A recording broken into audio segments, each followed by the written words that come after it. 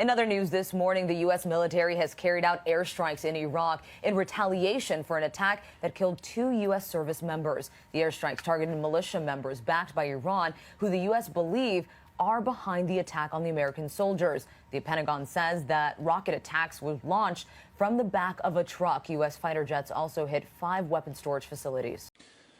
The Middle East is a region of alliances divided between 2 big military powers, the United States and Iran. Now, the United States has military bases across the Middle East, and its allies include Israel, Jordan, Saudi Arabia, and many of the Gulf states.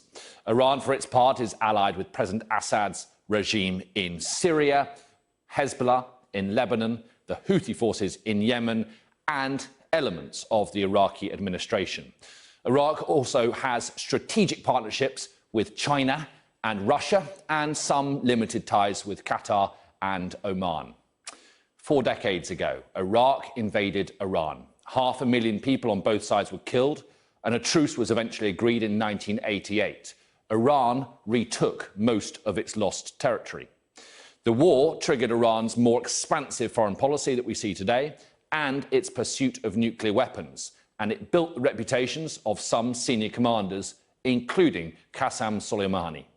In the 1990s and early 2000s, the US fought 2 wars against Iraq and finally captured Saddam Hussein in 2003.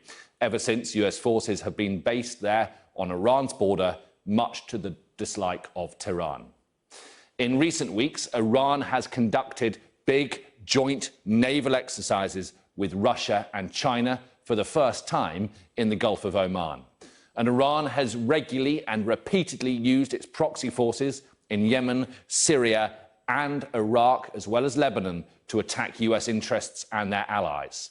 After the storming of the US embassy in Baghdad just a few days ago, President Trump had clearly had enough.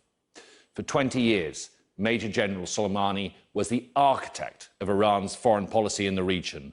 Iran will not replace him and his influence easily.